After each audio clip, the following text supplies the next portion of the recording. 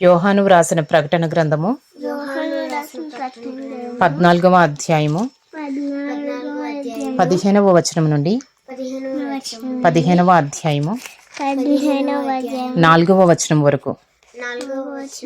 అప్పుడు మరి యొక్క దూత దేవాలయములో నుండి వెడలి వచ్చి భూమి పైరు పండి ఉన్నది, కోతకాలము వచ్చినది, నీ కొడవలి పెట్టి కోయమని గొప్ప స్వరముతో ఆ మేఘము మీద ఆసీనుడై ఉన్న వానితో చెప్పెను. మేఘము మీద ఆసీనుడై ఉన్నవాడు తన కొడవలి భూమి మీద వేయగా భూమి పైరు కోయబడెను. ఇంకొక దూత పరలోకమందున్న ఆలయములో నుండి వెడలి వచ్చెను. పరలోకమందున్న ఆలయములో నుండి వెడలి వచ్చెను. ఇతని యొద్దను వాడిగల కొడవలి ఉండెను. మరి ఒక దూత బలిపీఠము నుండి వెడలి వచ్చెను. ఇతడు అగ్ని మీద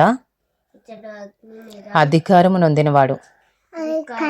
ఇతడు వాడి అయిన కొడవలి గలవానిని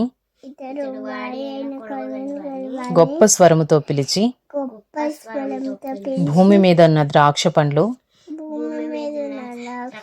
పరిపక్వమైనవి, వాడి అయిన నీ కొడవలిని పెట్టి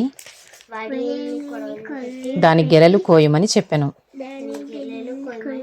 కాగా ఆ దూత తన కొడవలి భూమి మీద వేసి భూమి మీద ఉన్న ద్రాక్ష పండ్లను కోసి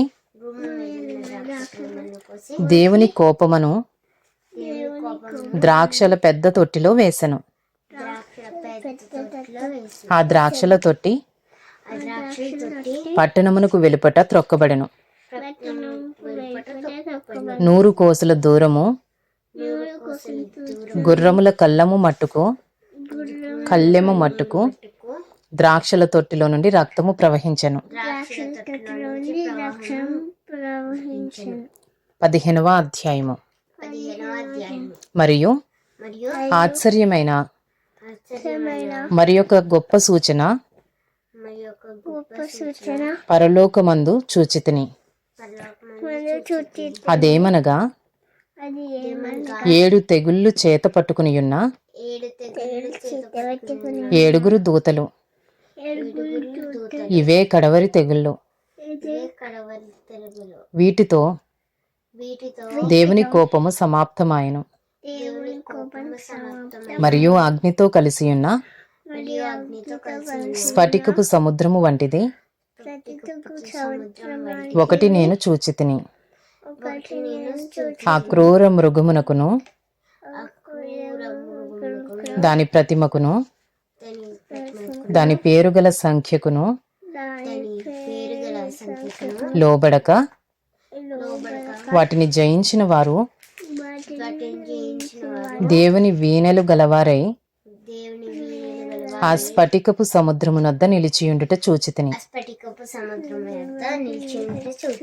వారు ప్రభువా దేవా సర్వాధికారి, నీ క్రియలు ఘనమైనవి,